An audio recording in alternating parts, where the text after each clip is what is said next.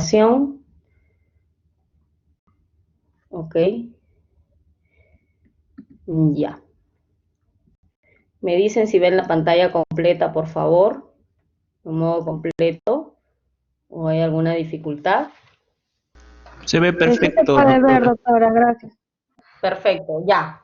Empezamos entonces, por favor, necesito que todos estén atentos porque yo también voy a hacer preguntas sueltas. Vamos a tratar de avanzar didácticamente para que no se aburran. En realidad es un tema bastante complejo, pero son cosas puntuales las que tienen que conocer acerca de enfermedad hipertensiva del embarazo, ¿sí? Bueno, empezando por la definición. Cuando hablamos de hipertensivos o enfermedad hipertensiva del embarazo, es un síndrome multisistémico idiopático. Se entiende idiopático que no tiene causa, ¿verdad? Multisistémico porque afecta varios sistemas del organismo, que se caracteriza por hipoperfusión tisular generalizada. Esa hipoperfusión es desencadenada por la vasoconstricción que existe, ¿no? La cual desencadena una respuesta vascular anormal placentaria, que es la consecuencia base de los estados hipertensivos del embarazo, que da consecuencias maternas y consecuencias fetales. Hablando en sí de preeclampsia, que es lo que más nos importa, ¿qué caracteriza esto? Lo más importante, que es una enfermedad, como dijimos, multisistémica, que afecta el endotelio vascular. El endotelio vascular se encuentra en todo nuestro organismo, en todos los órganos. Entonces, un daño multisistémico. Y esta lesión endotelial, como consecuencia, dijimos que causa una alteración, una isquemia placentaria. Y esta isquemia placentaria hace todo un cambio a nivel de los neurotransmisores, a nivel de los péptidos que se encuentran, de poder hacer una regulación de las funciones y metabolismo a nivel del sistema, de todo el sistema, ¿no? Cardiovascular. Entonces tenemos y hablamos de fisiopatología de la preeclampsia. Hablamos de esto y que, como dijimos al inicio, es idiopático, ¿no? O sea, no se conoce su origen, pero tenemos teorías.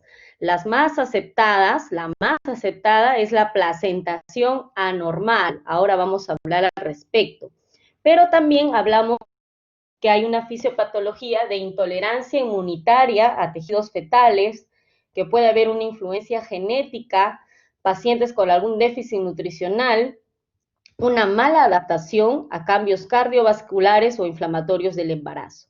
Estas 4 teorías son las más aceptadas, pero la que está mucho más estudiada a nivel mínimamente, porque tenemos reportes de casos, es esta, ¿no? La placentación anormal.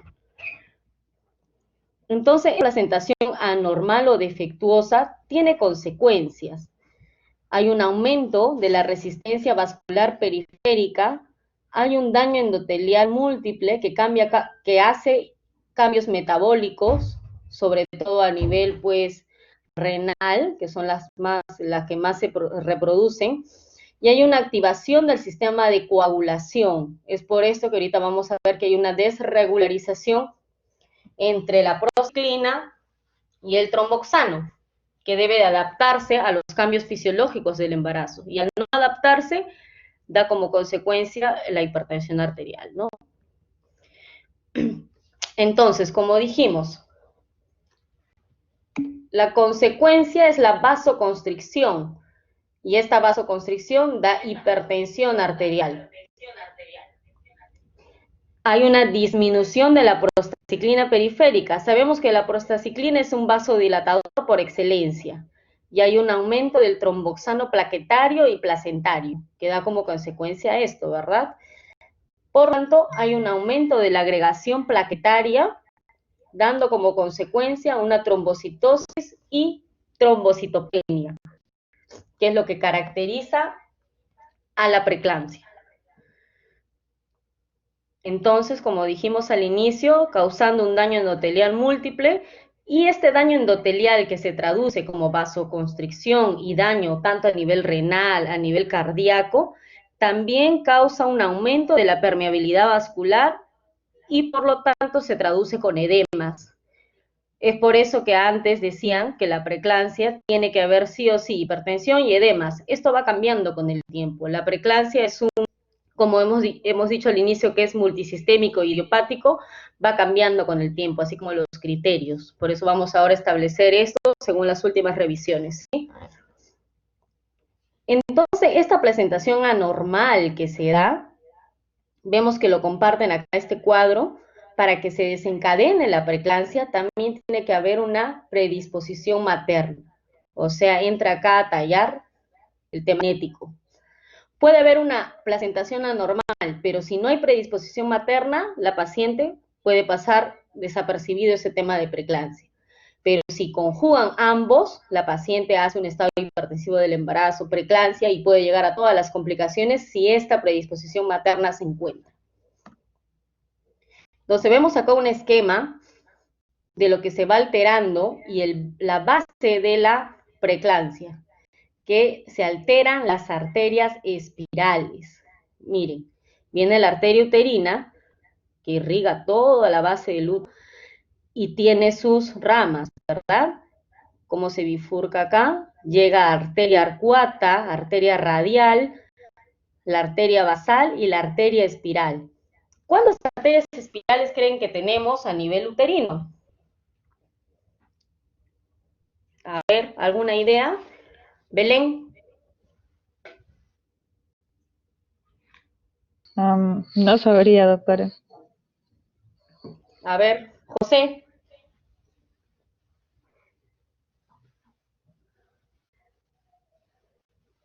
Jefferson. André. André.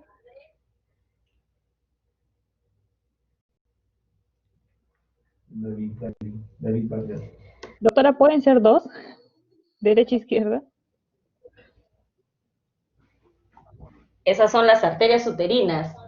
Más o menos las arterias espirales que tenemos a nivel uterino bordean los 1000. 1000 arterias espirales, 100 de paquetes de esas arterias espirales que van invadiendo el espacio intervelloso de la placenta.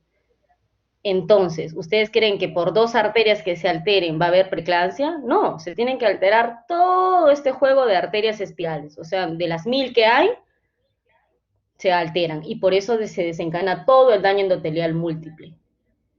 ¿Sí? Vamos, avanzamos. Entonces, miren acá, esta remodelación que sufre la arteria espiral. Ya hablamos en esta, ¿no? Viene la arteria uterina, desencadena la arteria espiral que va al espacio intervelloso de la placenta. Acá vemos cómo la arteria espiral se comporta durante el embarazo, por ejemplo. Perdón, antes del embarazo. Se ve delgada, no hay problema. Si le tomamos una ecografía Doppler, se ven de esta manera las ondas. Miren el espacio que hay. Es normal, el calibre es calibre normal. Cuando llega a las 12 semanas, tiene que haber un cambio, una remodelación de esta arteria espiral para que este espacio intervelloso pueda ser bien irrigado, para que pueda así el bebé tener todo el oxígeno que necesita mediante la placenta, ¿no? Porque la placenta cumple la función oxigenatoria, metabólica del feto. Entonces, una remodelación. Empieza a abrirse un poco el calibre y se va dilatando. Eso va al inicio. Entre las 16 y 24 semanas, miren cómo este calibre toma doblemente. Se dilata totalmente para que pueda irrigarse bien la placenta.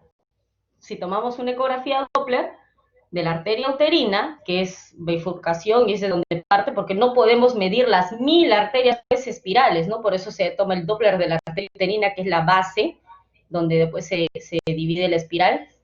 Vemos cómo hay dilatación, ¿no? Hay un aumento de este espacio, produce que hay un aumento de flujo. Entonces, normalmente, ¿qué sucede? Hay una primera ola de migración trofoblástica para que se den estos cambios, ¿no? Esta primera ola de migración trofoblástica para que pueda expandirse el calibre de las arterias espirales se da entre las 10 y 16 semanas. Y la segunda migración, la ola trofoblástica, se da entre las 16 y 22 semanas. Esto es para que se expanda todo el calibre que hemos visto en la diapositiva anterior. Entonces, ¿qué es eso lo que sucede normalmente? Entonces, esta remodelación y esta oleada trofoblástica para que se dilaten las arterias espirales concluye en estas semanas. Pero, ¿qué pasa en la preeclampsia? Hay una inhibición de la segunda ola de migración trofoblástica, o también llamada como una alteración en la segunda oleada trofoblástica, que empieza a las 16 semanas. Entonces, al inhibirse esta segunda oleada trofoblástica, viene la vasoconstricción. Y ya con todo lo que hemos hablado adelante de la fisiopatología de la preeclampsia, ¿no? Con relación a la placentación anormal.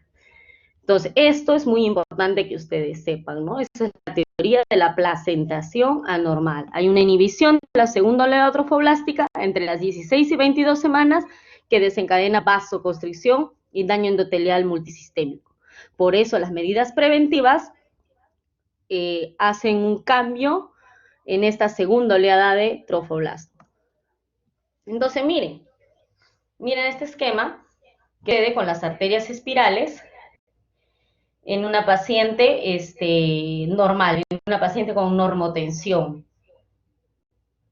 Hay un calibre, acá lo vemos, aumentado, para que pueda irradiar el espacio intervelloso. Y en la preeclampsia, miren el calibre.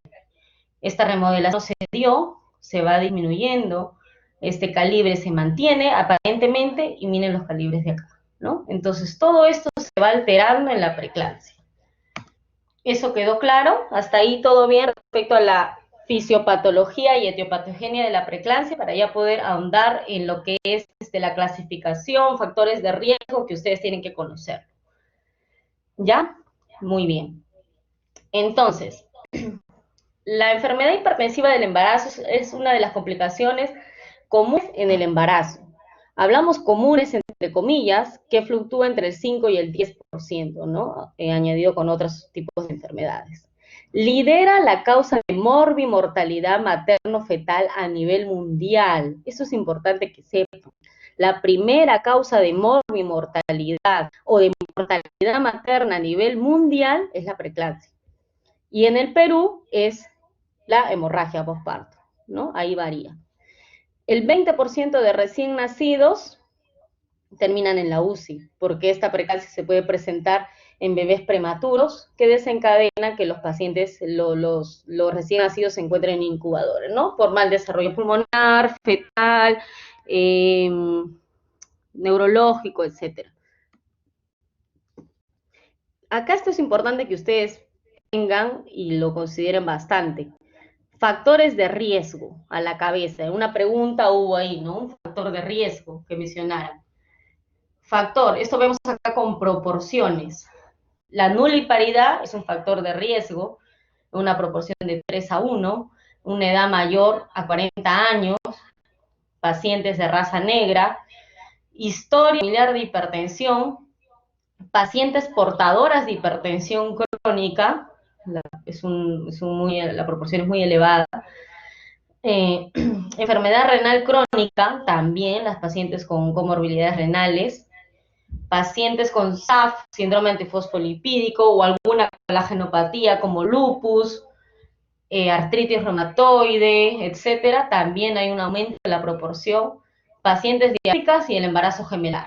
Esos son los principales factores de riesgo que conllevan a una paciente a hacer un estado hipertensivo del embarazo. Entonces, la clasificación y trastornos hipertensivos del embarazo han cambiado con el tiempo.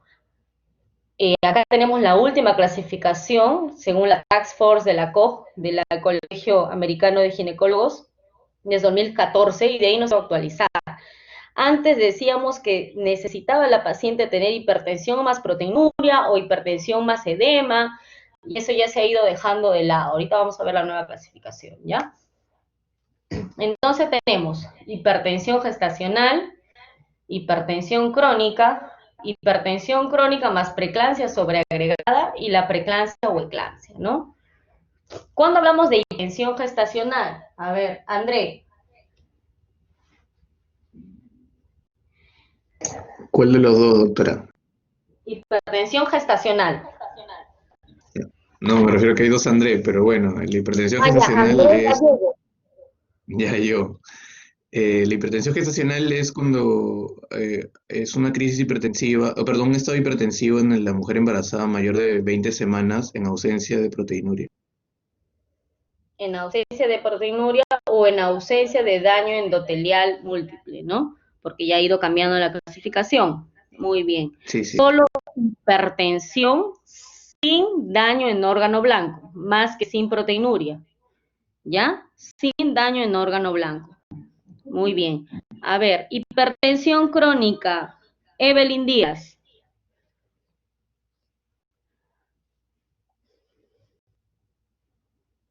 Definición, Evelyn.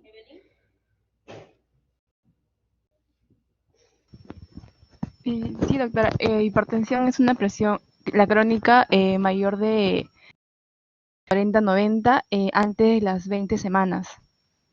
Antes ¿Me de escuchó? las 20 semanas. Sí, sí, sí, claro. Muy bien. 140,90 antes de las 20 semanas, ¿no? Paciente generalmente asociada a pacientes con patología renal de fondo. Hipertensión gestacional, la presión, faltó decir Andrés, 140,90.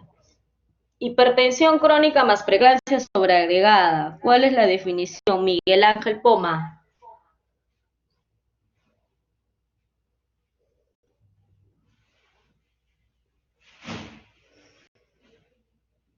Miguel Ángel, ¿estás?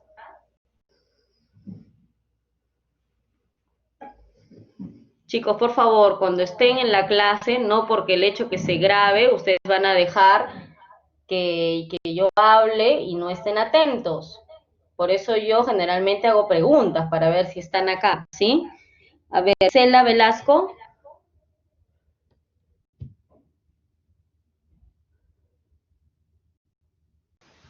Sí, doctora.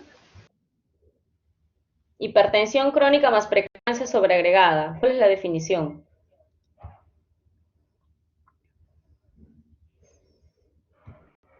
Bueno, que presentan proteinuria agregada.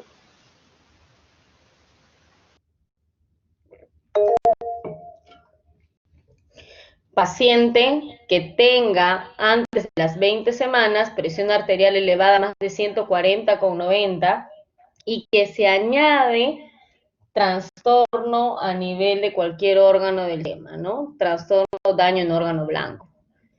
Preeclampsia, ¿cuál es la definición? Joseph Alburquerque.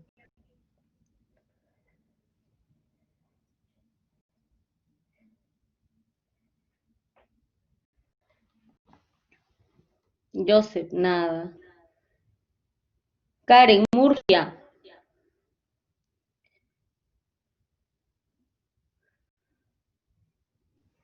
Sí, doctora. Preeclampsia es cuando, o sea, aparte de que la presión sea mayor de 140-90 y tenga mayor de 20 semanas, ya se le agrega proteinuria. Y eclampsia es cuando por lo menos tiene por ejemplo, convulsiones, o sea, todo eso, a preeclampsia se le agrega las convulsiones tónico-clónicas. Ya, se le agregan convulsiones, ¿no? Esto entonces es importante que ustedes tengan bien definido. La hipertensión gestacional, hipertensión crónica más preeclampsia sobreagregada y preeclampsia y eclampsia. Esas son las últimas clasificaciones según la Task Force de la COM, ¿ya? Entonces, dejamos de lado que siempre sea proteinuria, porque la proteinuria no siempre tiene que estar presente, porque a veces se puede traducir daño en órgano blanco teniendo alteración plaquetaria, alteración a nivel de las transaminasas hepáticas. Entonces, la preeclampsia tiene subdivisiones que ustedes tienen que conocerlas.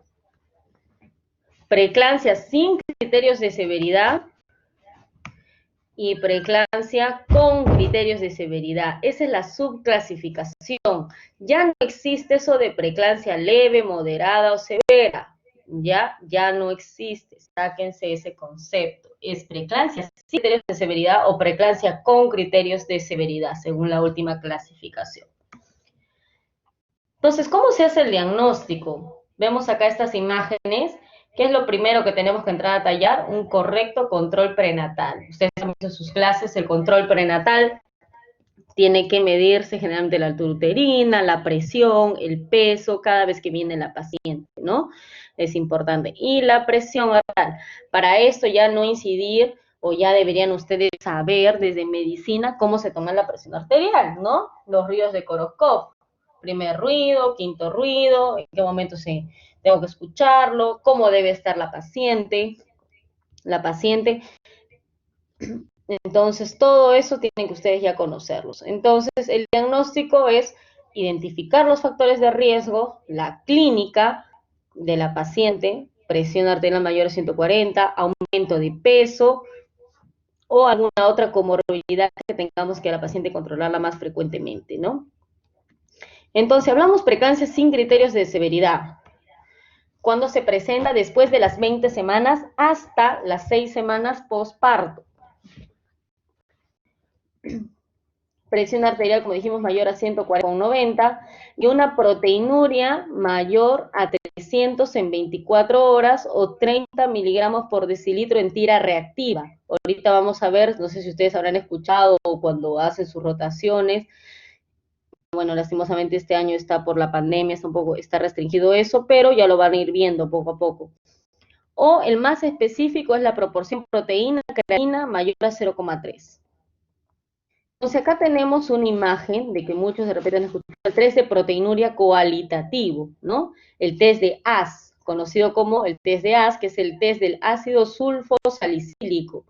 Es para ver cualitativamente el nivel de proteína. ¿Cómo se hace? En una centrifugadora que muchos tienen en emergencia en los hospitales, se pone 1 mililitro o 2 mililitros, la misma proporción de este ácido sulfosalicílico al 2%, más 2 mililitros de orina.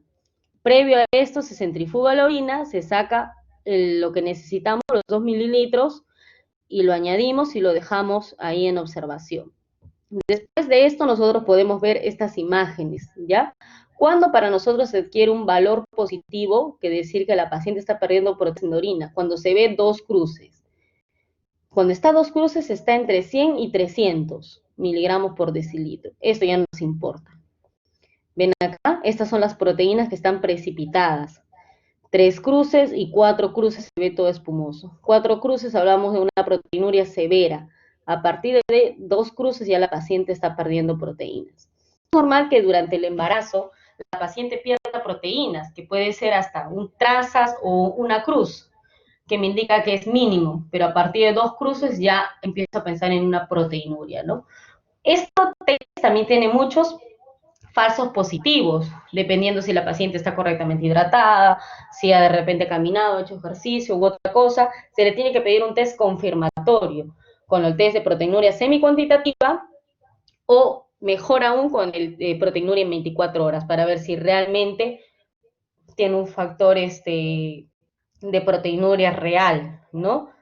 Pero esto sí nos puede ayudar para más o menos dividir a las pacientes o pensar de que la paciente está perdiendo proteínas en la orina, ¿no? Pero tiene, como les digo, altos falsos positivos. Pero lo he puesto de diapositiva porque muchos de los hospitales aún lo siguen haciendo. Entonces, eso fue preeclampsia sin criterios de severidad. Preeclampsia con criterios de severidad. Hablamos que se encuentra una presión arterial mayor a 160 a 110, una trombocitopenia, disminución de las plaquetas menor a 100.000, función hepática alterada, elevación de las transaminasas al doble de su valor real, persistencia del dolor en cuadrante superior derecho o epigastrio, insuficiencia renal progresiva, elevación de la creatinina sérica mayor a 1.1, ¿ya? Esto es importante porque la creatinina, ya ustedes habrán visto en sus clases de fisiología del embarazo, en la paciente gestante disminuye su valor. Lo normalmente en una paciente no gestante es de 0,6 a 1.2, pero en una gestante tiene que ser incluso menos de 0.8. Cuando está mayor a 0.8, estamos hablando ya que hay alguna alteración, daño enorme en el riñón. Peor si es aún mayor a 1.1, ¿no? Edema pulmonar o nueva aparición de desórdenes visuales. alteración o síntomas de eclampismo, que lo vamos a ver más adelante, ¿no? Generalmente cefalea, fotopsias, acúfenos, etcétera, ¿no? Vemos acá una paciente así, con dolor de cabeza. Entonces, ¿qué nos ayuda estas medidas preventivas de la preeclampsia? Para disminuir la muerte materna. Hemos dicho que es una de las primeras causas, la primera causa de mortalidad a nivel mundial, la preeclampsia, ¿no? Entonces, para eso tenemos medidas preventivas, medidas profilácticas para disminuir el riesgo. No es para eliminarlo, sino para disminuir y clasificar a mis pacientes de riesgo. Una de estas es que se hace ya desde el año 2000, incluso desde antes, que ya fue clasificado, hacer un screening de las arterias uterinas. Se hace entre las 11 y 14 semanas, junto cuando se hace la ecografía genética en las pacientes con factores de riesgo o aún sin factores, se hace este screening. Se mide la arteria uterina, se hace el Doppler, el índice pulsátil del Doppler. Entonces, al inicio, por eso les presenté ese gráfico, ¿no? Cómo se va remodelando la arteria uterina que tiene que volverse bien dilatada en el Doppler. Acá vemos cómo se ve una arteria uterina Doppler sin embarazo, ¿no? Esta es la sístole y esta es la diástole. Pequeña, no hay remodelación, no hay nada. Esto ya en el embarazo, miren, la sístole y la diástole amplia, que quiere decir que está entrando más flujo al útero. ¿Y qué sucede cuando vemos esto? Ustedes no sé si han escuchado el notch o doble notch, que es un factor o un esquema para ver que hay un factor de riesgo. O el Doppler de las arterias uterinas se traduce también en mayor al percentil 95 o el notch, ¿no? Doble notch. Tiene que ser doble, porque si es uno no es válido. Entonces vemos acá que hay que hay un acortamiento, la dilatación no es mucha, es mínima. Entonces ahí vemos el screening, ¿no? Que hay un factor de riesgo añadido a los pacientes que tengan factores de riesgo clínico, el riesgo es mayor y tengo que entrar a colocar profilácticos, vamos a ver ahorita cuáles, ¿ya? Entonces, ¿cuál es el valor predictivo acá? Que el Doppler de las arterias uterinas sea mayor al percentil 95. Para esto hay tablas, ¿no? Que tenemos, que es bueno, tienen que conocerlo, pero no es necesario que se aprendan de memoria esos valores, ¿no? Se toma uterina derecha y uterina izquierda, se hace un valor y se halla la proporción, ¿no? Esos cuadros ya son establecidos. O la presencia de doble notch, doble notch. Entonces, cuando tenemos ese factor de riesgo de Doppler alterado mayor al percentil 95 de la arteria uterina, tenemos a la paciente que tomar medidas profilácticas. A la cabeza, la aspirina, que es el ácido acetil salicílico. ¿Qué nos ayuda esto? Dice, el tratamiento con dosis bajas de aspirina podría alterar el equilibrio entre prostaciclina y tromboxano. Como dijimos al inicio, ¿no? Hay un desequilibrio, prevalece el tromboxano para que haya vasoconstricción periférica. Entonces, ¿qué hace esta aspirina? Altera esta situación y favorece la vasodilatación de las arterias uterinas. Hay un estudio, el estudio ASI, que ya determinó cuánta aspirina se tiene que tomar la paciente, cómo y desde cuándo. Se toma entre a las 16 a 36 semanas, antes de las 16 tiene que empezar, porque ya hemos visto que la segunda oleada trofoblástica empieza a las 16, y yo tengo que intervenir en esa segunda oleada trofoblástica, ¿no? En esta, para que se remodelen las arterias espirales. Entonces, ¿cómo se tiene que dar? 150 miligramos vía oral por noche, antes de las 16 semanas hasta las 36 semanas. Doctora, una pregunta. ¿Ya? Disculpe. Dime. El estudio ASPRI es como profiláctico, ¿no? Sí. No aumenta el riesgo de sangrado porque el estudio ASPRI creo que había dicho que no, como la aspirina no ayudaba como profiláctico en personas, obviamente sin gestación, ¿no? Pero en las personas gestantes no he leído. Por eso mi pregunta es que no aumenta el sangrado como profiláctico cuando se le da a gestantes. Acá justo viene acerca de esto, está con los riesgos relativos e intervalo de confianza. Ya. Ya. Entonces, dice, la ingestión de aspirina debe comenzar antes de la semana 16 de la gestación. Dijimos de que antes de que actúe la segunda oleada trofoblástica. La aspirina reduce los resultados adversos graves, como la preeclampsia grave, un parto prematuro, un RCIU y muerte fetal. No es que lo inhiba, Lo que hace la aspirina es de que si se presenta preeclampsia, porque ya tiene la etiopatogenia, tiene el factor materno y el factor de riesgo de placentación anormal, como pusimos en este cuadro, la paciente va a ser preeclampsia. Lo que hace la aspirina es que esta preeclampsia no se presente severamente o no se presente tempranamente que desencadene un parto prematuro extremo, ¿no? Con un riesgo relativo de 0,35. No se han detectado aumento de hemorragias durante o después del parto con dosis bajas en relación al placebo. Ahí está tu respuesta. O sea, no hay alteración, porque son dosis bajas, son 150 miligramos por día. O sea, no es que va a ser la paciente una hemorragia o una atonía uterina o una hemorragia postparto, de aspirina. Y se ha visto en estudios que no guardan relación, ¿ya? Entonces, más el riesgo, más el beneficio que el riesgo que se pueda presentar. ¿Sí? Muy bien. También entramos como medidas profilácticas los suplementos de calcio. ¿Qué hace el calcio? Reduce la sensibilidad vascular de la angiotensina 2. La angiotensina 2 es vasoconstrictor, ¿no? Entonces va a reducir su sensibilidad. También se ha visto múltiples estudios y la dosis de calcio establecidas dice que va desde 600 a 2000. Lo ideal es 1 gramo por día. Igual, antes de las 16 semanas hasta las 36 semanas mínimo, según los estudios, ¿ya? Todos los demás suplementos, vitamina E, vitamina D, etcétera, que escucho que a muchas gestantes les dicen, se ha visto que no hay relación. Los únicos que se ha visto que hay una relación importante y que se utilizan como medidas profilácticas tenemos la aspirina y el calcio, lo demás no, ¿sí? Y en esas dosis, calcio 1 gramo y aspirina 150 miligramos por las noches, no a cualquier momento. Muy bien. Entonces, entramos ya hemos visto la etiopatogenia, el diagnóstico y el tratamiento. Vamos a ver el tratamiento de la preeclampsia. ¿Cuál es el único tratamiento eficaz de la preeclampsia? Es terminar la gestación. Ven acá. Pero tenemos que determinar en qué momento tenemos que finalizar la gestación, dependiendo en qué momento se presente la preeclampsia.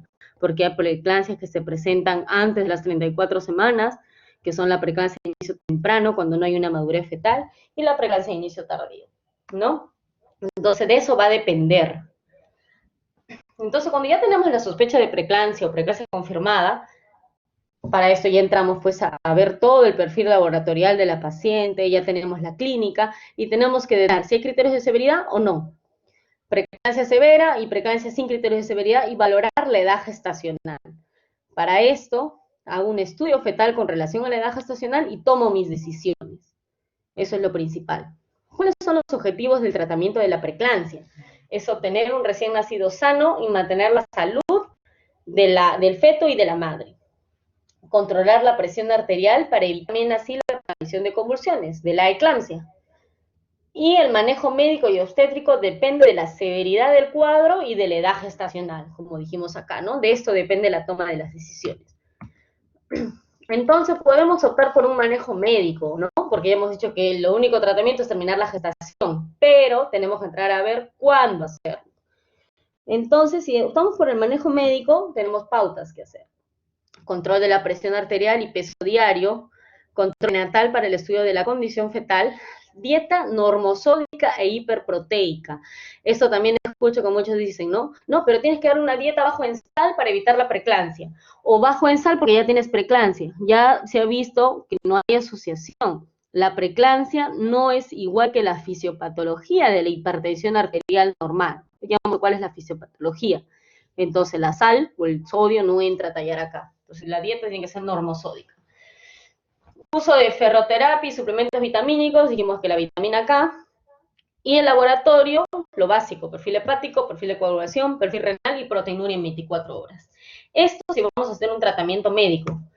Entonces, ¿cuándo entramos nosotros a tallar a un tratamiento médico? Sobre todo cuando las pacientes son menores a 34 semanas, ¿no? Si hay respuesta a este tratamiento médico, la dieta, los antihipertensivos, que ahorita vamos a ver, está respondiendo a medidas profilácticas como la aspirina, se está controlando la tensión arterial, si hay respuesta a tratamiento conservador y no hay síntomas de severidad, podemos continuar el embarazo, obviamente con una observación pues, permanente de la madre, ¿no? Para esto, ¿qué hacemos? Si es menor a 34 semanas, hacemos la maduración pulmonar fetal. Damos un antihipertensivo permitido y ajustamos la dosis. Se le hace un monitoreo fetal electrónico o un perfil biofísico 2 veces por semana. Exámenes de laboratorio también 2 veces por semana. Esto es si la preeclampsia se presentara antes de las 34 semanas. Si hay mala respuesta a cualquiera de estos que estamos haciendo y vemos que la condición materna y fetal no se prepara para esto, no va a aguantar, como se dice entre comillas, se tiene que interrumpir el embarazo. ¿Ya? Entonces, el único tratamiento eficaz, finalizar el embarazo, pero el tema es la prematuridad del recién nacido en esos casos que son 34 semanas, ¿no? También tenemos que ver que la preeclampsia, por eso también ya no se estila esa clasificación de preeclampsia leve, moderada, severa, porque no hay una periodicidad. Una paciente con preeclampsia sin crisis de severidad, a las horas o al día siguiente puede hacerme fácilmente un síndrome de HELP o una ruptura hepática y complicarse. Por eso es que no hay una periodicidad en seguimiento, por eso es que tenemos que estar a la paciente siguiéndola, hospitalizándola, observándola cómo va, identificando los factores de riesgo, los signos de alarma. Por eso dice la preeclampsia es muy variable y puede empeorar bruscamente. ¿Qué tenemos que hacer madurar? Betametasona y dexametasona, que actúan a nivel de los neumocitos tipo 2, aumentando el surfactante pulmonar, ¿no? En los estudios se ve que la betametasona es mucho mejor que la dexametasona, ¿ya? La betametasona, 12 miligramos intramuscular, 24 horas por 2 dosis, y la dexametasona, 4 miligramos intramuscular cada 12 horas, 4 dosis, para madurar el pulmón del bebé.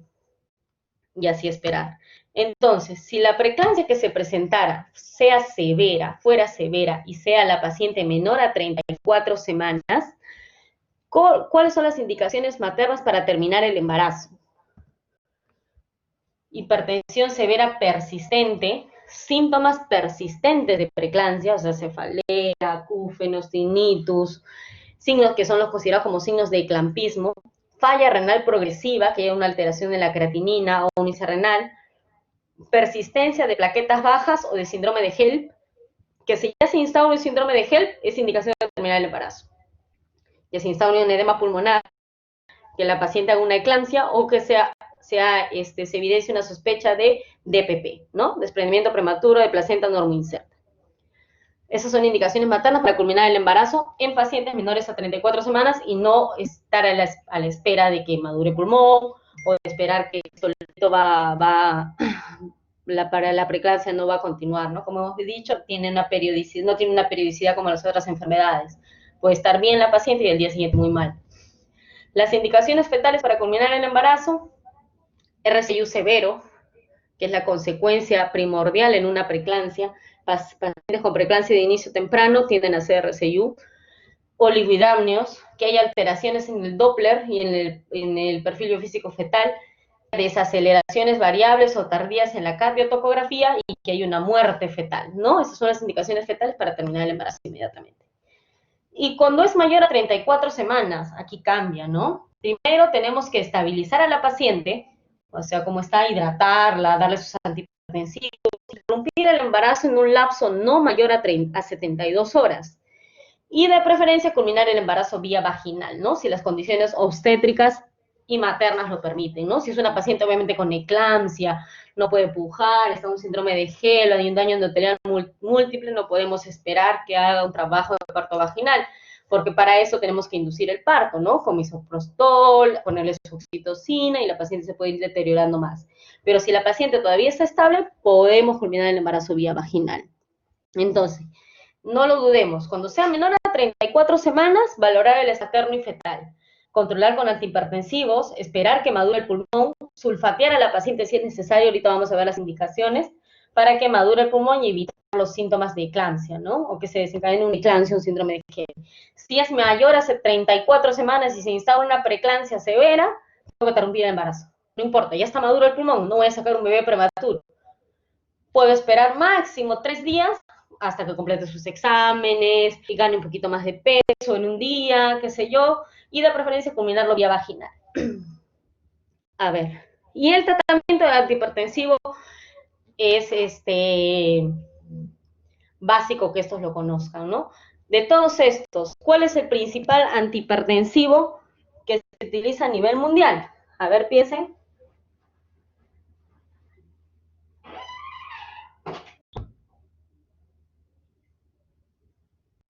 Metildopa.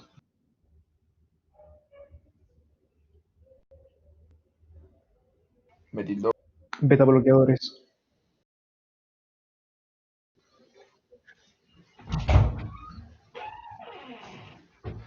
A ver, ¿ya han leído en alguna publicación de todos los antihipertensivos que están acá? ¿Cuál es el principal, el que se debe utilizar? El alfa-metildopa, metildopa.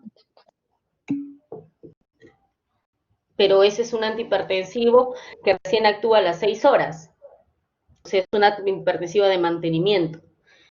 El abetalol. Pero el abetalol, ¿no? El abetalol es la respuesta. Lamentablemente en países como Perú, Sudamérica, no se utiliza mucho porque es un medicamento generalmente de ataque rápido y endovenoso, y cuando lo ponemos vía oral es cuando ya la paciente se estabilizó la presión. Entonces lo que utilizamos acá es el nifedipino, ¿no? Estas son las dosis frecuentemente que se utilizan. Cuando yo utilizo diuréticos, cuando hay un edema agudo de pulmón o una insuficiencia cardíaca congestiva, ¿no? Que son parte de las complicaciones de una preeclampsia, como vimos al inicio. Pero, ¿qué sucede? ¿Por qué no se deben utilizar o por qué tiene mucha controversia? Es en el último que deberíamos utilizar, porque altera la perfusión placentaria y causa una trombocitopenia neonatal. ¿Ya? Entonces, diuréticos solo se utilizan en estos casos, pero da como complicación esto a nivel fetal.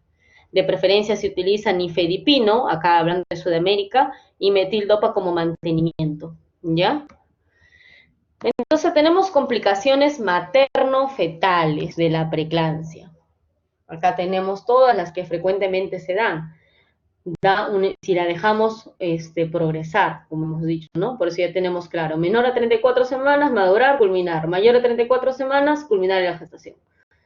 Entonces, ¿qué complicaciones tiene? Insuficiencia renal, eclampsia, altera a nivel cerebral y da una eclampsia, una insuficiencia cardíaca, puede dar un CID, daño en la retina, da un hígado, una rotura hepática, un síndrome de HELP, puede dar un DPP, un RCU y un edema agudo de pulmón. Esas son las principales complicaciones que causan la preeclampsia por ser un daño multisistémico endotelial, ¿ya? Ahorita vamos a ver los principales. Entonces, dentro de estas complicaciones vamos a hablar de la eclampsia y síndrome de HELP, que es importante. ¿Qué es la eclampsia? Es la aparición de convulsiones tónico-clónicas de 1 a 3 minutos en pacientes con preeclampsia, generalmente en preeclampsia severa. Se da entre el 1 al 2% de estas pacientes. ¿Cuál es la etiología? ¿Qué pasa? ¿Por qué los pacientes convulsionan? Todo este daño endotelial múltiple que causa la preeclampsia afecta a nivel cerebral. ¿Qué causa? Causa un vasoespasmo cerebral, una hemorragia cerebral, un edema, una encefalopatía metabólica y una encefalopatía hipertensiva. Todo esto conduce a convulsiones tónico-clónicas, ¿no? Tiene que ser todo el cuerpo y de 1 a 3 minutos. La paciente muchas veces queda en estado posictal. Nosotros, para poder predecir una eclampsia, tenemos que tener una paciente con preeclampsia y con signos de eclampismo, son llamados. Dentro de ellos está la cefalea, los acúfenos, tinnitus, pero lo más importante es hay un aumento de los reflejos, hay una hiperreflexia, hay una irritabilidad de la paciente y hay un clonus en los pies, generalmente, ¿no? Son los signos de eclampismo. Pero para hablar de predecir la eclampsia en sí, según los reportes, es una epigastralgia. Ahorita vamos a ver también con porcentajes, ¿ya? Pero signos de eclampismo hablamos de estos: irritabilidad, reflexia, clonus. Entonces, ¿cómo se maneja la eclampsia? Primero debemos prevenirla. ¿Cómo se previene? Identificando los factores de riesgo, viendo los signos de eclampismo, y si es una paciente con preeclampsia con criterios de severidad, que ya hemos dicho 160 con 110, alteración plaquetaria, alteración renal, sulfatear a la paciente. así se llama, ¿no? Sulfatea a la paciente, colocar sulfato de magnesio. Para esto tenemos varios esquemas, uno de los más conocidos es el esquema de Sibay, pero en Perú, tanto en maternidad de Lima como en el Hospital 2 de Mayo, hospitales grandes, se utiliza el esquema de Suspam modificado. 4 gramos endovenoso en 20 minutos y 1 gramo endovenoso por hora. Se mantiene hasta 24 horas postparto.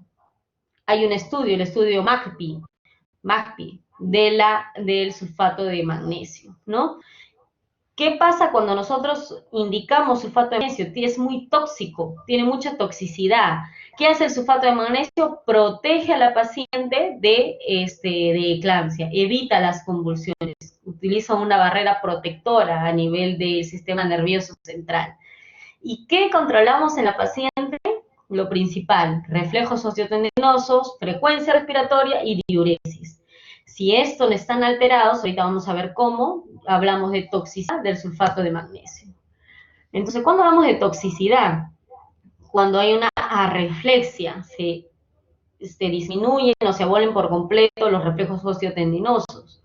Cuando hay una diuresis menor a 0,5 cc por kilo por hora o menor a 100 cc en 4 horas. Y la frecuencia respiratoria se vuelve menor a 12 por minuto. Cualquiera que tengamos de esos tres, hablamos de signos de toxicidad.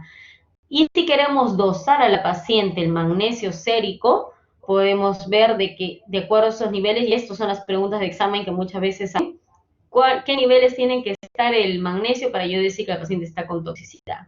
Se ve que a nivel sérico, para que haya una reflexia, tiene que estar de 9 a 12 miligramos por decilitro de magnesio. Empieza a haber un paro respiratorio en 15 miligramos por decilitro. Paro cardíaco al doble. Cuando hay 30 miligramos por decilitro al dosaje, hablamos de que la paciente puede paro cardíaco, ¿no? Generalmente en Perú no llegamos a dosar el sulfato de magnesio, en otros países sí, pero por eso estamos monitorizando. Generalmente la paciente que está sulfateada está con su bomba de infusión de sulfato y hay un personal permanente, sea el interno, el médico, el residente, la obstetriz, que está monitorizando por hora todo esto, ¿no? A la primera que haya alguna aparición de arreflexia, diuresis menor, porque la paciente para eso está con sonda vesical para diuresis, hablamos de toxicidad. ¿Y qué pasa si detectamos esa toxicidad? Aplicamos el antídoto. El antídoto es el gluconato de calcio, que estabiliza la membrana también. Se da 1 gramo endovenoso, pasamos en 5 minutos, ¿ya? 5 a 10 minutos dicen algunas, ¿no? Entonces eso para disminuir la toxicidad del magnesio.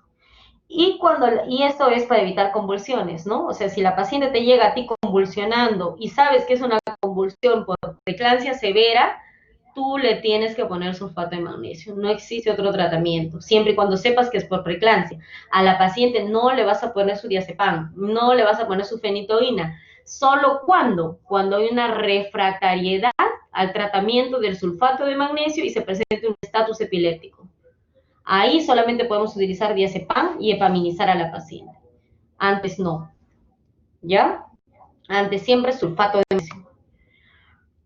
Entonces acá tenemos medidas generales en manejo.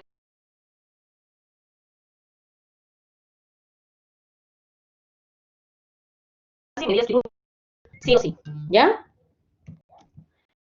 Entonces, tenemos medidas generales. A la paciente tenemos que preparar una cama en la UCI, porque ya hay una afectación cerebral. Tenemos que hacer un control de las vías respiratorias, porque esta paciente por su convulsión puede aspirarse.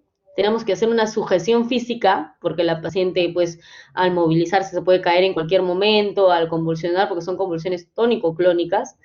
Tenemos que hacer una aspiración nasofaringea para evitar la aspiración, como dijimos, tener oxígeno a la mano, poner a la paciente en decúbito lateral izquierdo y mantener a la paciente hidratada, sin ruido y poca luz para evitar las convulsiones. También se ha visto que hay un juego importante. Y esas son las medidas generales. ¿Cuáles son las medidas farmacológicas o quirúrgicas?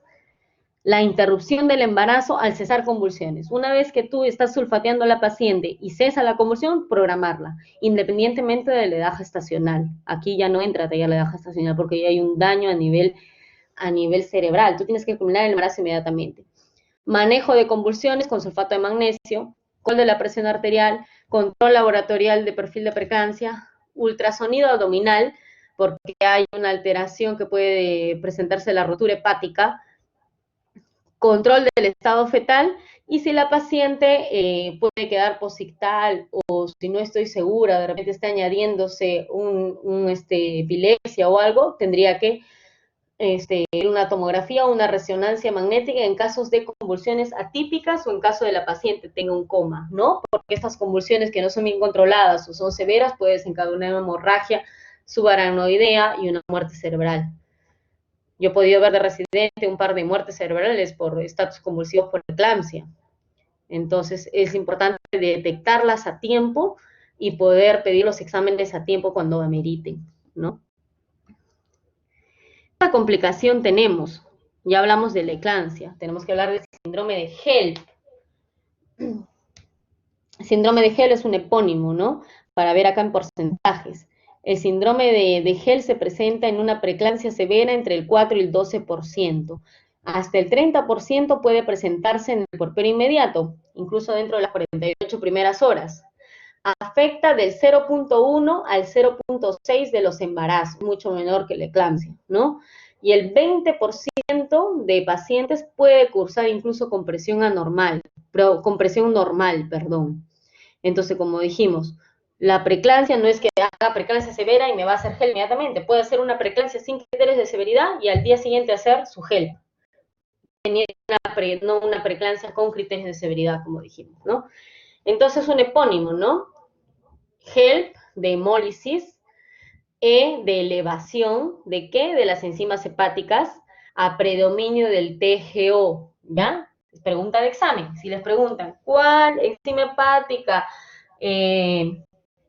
predomina en el síndrome de HELP su elevación? TGO, porque hay necrosis del hepatocito. El TGP es más obstructivo, ¿ya? Entonces el TGO se predomina más.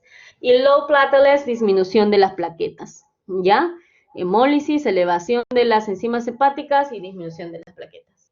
¿Cómo se traduce esta hemólisis? ¿Cómo yo sé que la paciente está hemolizando? Hay una anemia, pero esta anemia tengo que yo identificar esquistocitos en frotis de sangre periférica, ¿ya? Una alteración de los glóbulos rojos. Bilirrubina mayor a 1.2 miligramos por decilitro, que busca hemólisis. Así como la LDH también me traduce hemólisis. Enzimas hepáticas elevadas, TGO, mayor a 72, con los valores normales de TGO son 30, 35, entonces tiene que estar el doble. LDH, mayor a 600, y plaquetas menor a 100.000. Que cumpla estos tres requisitos, o dos de estos tres, ya hablamos de síndrome de HELP. Para eso también hay clasificación. Tenemos la clasificación de Tennessee y de Mississippi. La clasificación de Tennessee nos dice si es un gel completo o incompleto, ¿no? Como dijimos acá, plaquetas, mide el TGO, si hay esquistocitos, aptoglobina, bilirrubina indirecta. Si tiene todos estos, sería un gel completo. Y solamente si tiene 2 de 3, gel parcial. En cambio, la clasificación de Mississippi se identifica el gel si es clase 1, clase 2 o clase 3. ¿Cuál es el más grave? Clase 1, porque las plaquetas son menores. Todos los demás criterios son iguales. Todo lo que es diferente acá solamente es la plaquetas, ¿no? 50.000 en clase 1, menos de 100.000 en clase 2 y menos de 150.000 en clase 3. ¿Ya? Clasificación de Tennessee, Mississippi del síndrome de HELP. Entonces, ¿cuál es el síndrome de HELP? El valor más importante para ver que la paciente me esté haciendo un probable síndrome de HELP o una probable preeclampsia, eclampsia, es el dolor abdominal, sobre todo a nivel del hipocondrio derecho, sobre todo síndrome de HELP. Se ha visto que también hay una asociación de la eclampsia, pero más es el síndrome de HELP. Con relación a la eclampsia son los síntomas de eclampismo que les dije al inicio, ¿no? Náuseas y vómitos, cefalea, fotopsia, hipertensión. La hipertensión que se mantenga sostenida pese a los antihipertensivos es un malo pronóstico porque la paciente me puede estar haciendo síndrome de HELP. Pero a la cabeza, miren acá, 70% dolor epigastro y hipocondrio derecho. ¿Qué quiere decir? Hay una distensión de la cápsula de gliso hepático porque esa hemólisis que me está haciendo el síndrome de Hell puede estar dañándome a nivel hepático y puede desencadenar una ruptura hepática como complicación del síndrome de Hell. Entonces acá tenemos acá el síndrome de Hell, lo que me puede dar es como complicación un hematoma subcapsular hepático y ruptura hepática. Se presenta en un 1% de síndrome de Hell. Ven acá hay el hematoma subcapsular hepático. Vamos a ver acá un video. Importante para, sobre todo, este video nos indica cómo nosotros identificamos. Generalmente, antes de que podamos verlo, para explicarles un poco, cuando diagnosticamos una paciente con síndrome de HELP, una preeclampsia severa, que estamos pensando que hay un síndrome de HELP, la incisión tiene que ser mediana, no la incisión que ven ustedes en Los Ángeles para entrar a las cesáreas normal. ¿Por qué esta incisión? Porque la apertura de pared abdominal es más rápida, más rápido sacar al bebé. ¿Y por qué? Porque yo tengo que revisar el hígado, porque el 1% de síndrome de HELP se complica con hematoma subcapsular y rotura hepática. Si yo no lo diagnostico, ese hematoma subcapsular y rotura hepática, esta paciente se muere en minutos. Entonces, yo cuando entro a la cesárea, tengo que, una vez terminada la cesárea, que hago mi histerografía, yo toco y veo el hígado. Veo si tiene sangrado, si tiene alguna ruptura, algún hematoma, para así poder llamar a los cirujanos y haga la cirugía de control de daños, que es el empaquetamiento o packing hepático. Este es el video que les voy a mostrar un poco para que vean cómo se hace. Importante para, sobre todo, el control de la hemorragia. Durante esa fase 1 de control de daño es el empaquetamiento. El empaquetamiento tiene su ciencia. Es decir, no es colocar compresas a libre albedrío dentro de la cavidad abdominal. La colocación de las compresas pues lleva un orden específico y en el contexto del hígado es importante tener en cuenta que esa colocación de compresas debe... Entonces, esa colocación de compresas tiene que ser céfalo-caudal, empezar a parte de arriba hasta abajo. Puedo colocar hasta 10, 20 compresas, dependiendo si el hígado está sangrando, ¿no? Entonces, puedo colocar estas compresas para evitar que este hematoma se siga extendiendo, porque no lo voy a poner puntos al hígado, eso es imposible, sobre todo en esta paciente que está haciendo hemólisis, que está haciendo síndrome de HELP. Hago lo que se llama empaquetamiento packing hepático, lleno de compresas, obviamente contando cuántas compresas estoy, porque después tengo que retirarlas o cambiarlas en 2 o 3 días, o puedo colocar también una bolsa Bogotá, se llama, que hace una bolsa compresiva y dejo abierta toda la cavidad para ver si está sangrando. Este manejo ya es con cirugía y la paciente tiene que entrar a la UCI, ¿no? Entonces, viene acá un síndrome de HELP que ha sido complicado con hematoma subcapsular hepático. Cuando yo tengo una paciente diagnosticada, un síndrome de HELP, clasificación de repente clase 1 en Mississippi, tengo que entrar con una cirugía mediana, como vemos acá, una incisión grande, y revisar el hígado. Yo no reviso el hígado, cierro todo, la paciente hace shock, la paciente se desangra, hace un CID, ¿y qué pasó? Al final tuvo un hematoma subcapsular hepático, una ruptura hepática, y nadie se dio cuenta. Entonces, incisión mediana, revisar mi hígado. Se presenta en un 1% de los síndromes de HELP. Felizmente no es mucho, ¿no? Pero si es que no lo vemos en ese momento, el paciente se puede morir. Entonces, acá ya tenemos recomendaciones importantes para que se lleven con relación a estos 3 temas que se han hablado, ¿ya? Para terminar la clase. Primero, recomendación 1. Esos son la guía de práctica de la maternidad de Lima del 2017. No usar antihipertensivos en preeclampsia sin criterios de severidad. Solamente utilizar antihipertensivos en preeclampsia con criterios de severidad para estabilizar la presión y evitar así desencadenar una eclampsia o un síndrome de HELP, ¿no? Hasta esperar que se madure el pulmón. En caso de preeclampsia sin criterios de severidad, yo puedo enmascarar el cuadro. Le empiezo a dar a la paciente antihipertensivos, pienso que su presión está bien, no se dispara y en realidad la paciente ya está haciendo un daño endotelial múltiple. Entonces, en pacientes sin criterios de severidad, no dar antihipertensivos, ¿ya? Utilizar sulfato de magnesio en gestantes con preeclampsia con criterios de severidad. Usar sulfato de magnesio en lugar de fenitoína o diazepam en gestantes con preeclampsia con criterios de severidad. en la paciente que está convulsionando por una preeclampsia, como les dije, o por una eclampsia, no colocar diazepam ni fenitoína, a menos de que sea refractaria al tratamiento de sulfato de magnesio. ¿Ya? ¿Por qué? Porque causa mucho daño potencial al feto. Hace el feto una insuficiencia ventilatoria, una bradirnia y puede fallecer. Entonces, por eso no se debe colocar diazepam. ¿Ve? Usar sulfato de magnesio en lugar de diazepam, ya lo dijimos. Terminar el embarazo en gestantes con preeclampsia con criterios de severidad con menos de 24 semanas. Lo que yo les dije ahí es el abordaje en pacientes menores a 34 semanas, pero si la preeclampsia con criterios de severidad se dispara antes de las 24 semanas, termina el embarazo.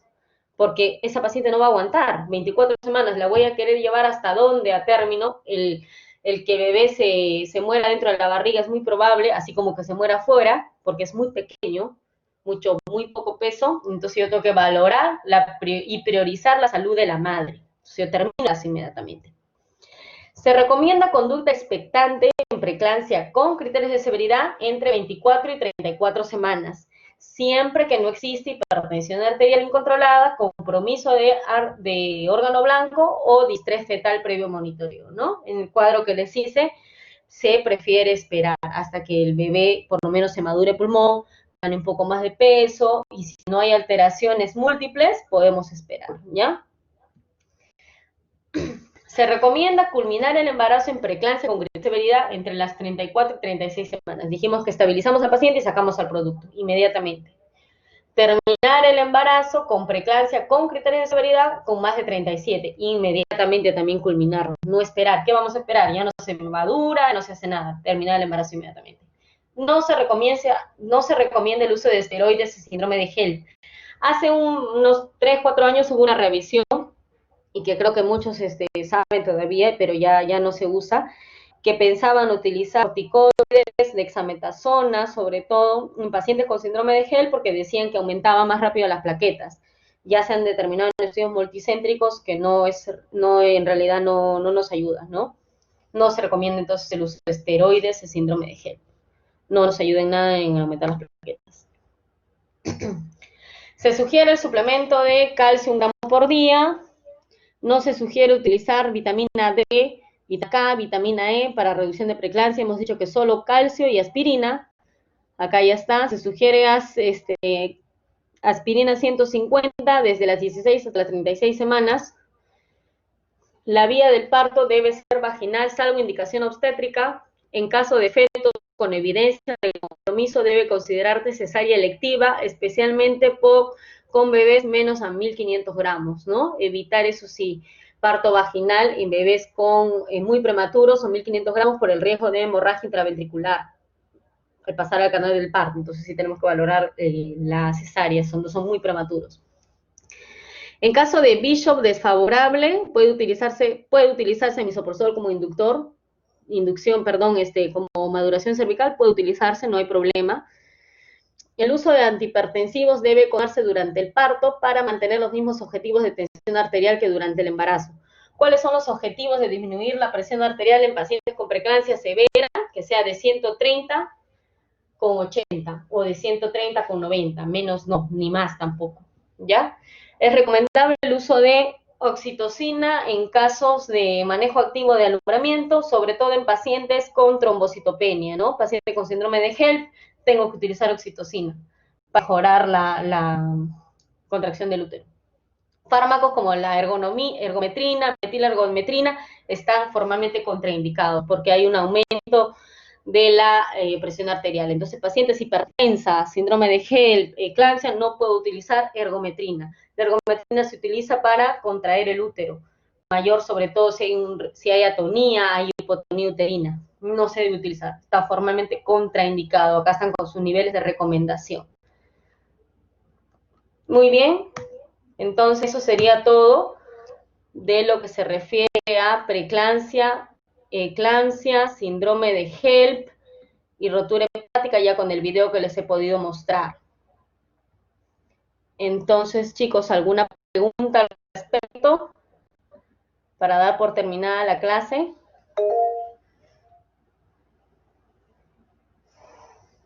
Doctora. Sí, dime. Tengo una pregunta. Había leído de que ¿Quién está también, hablando? Julio. Julio, ¿no? sí, Ya, dime, tengo una Julio. pregunta. Había leído de que había unos casos de preeclampsia que se presentaban más temprano, o sea, no antes de las 20 semanas, cuando había un problema en la placenta.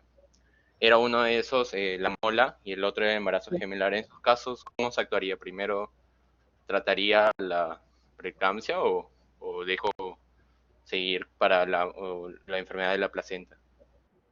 Ya, mira, cuando la preeclampsia se instaure en pacientes menor a 20 semanas por mola o por embarazo gemelar, tenemos que culminar el embarazo.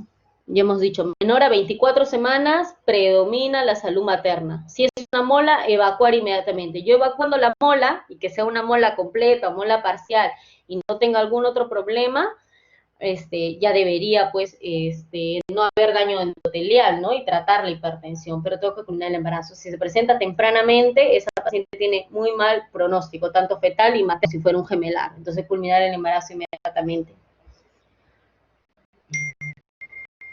Doctora, una pregunta. Gracias. Dime.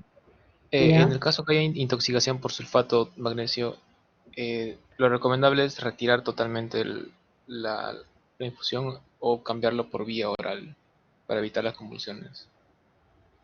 De sulfato de magnesio, vía oral.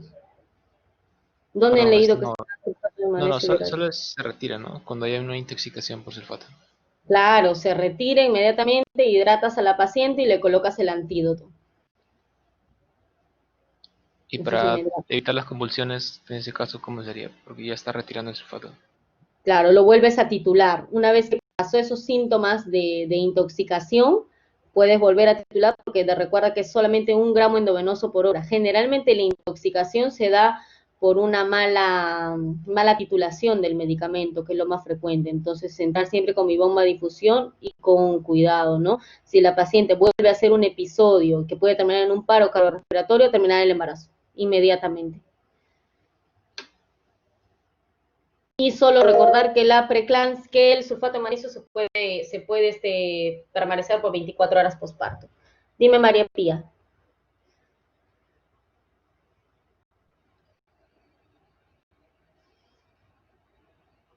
María Pía levantó la mano.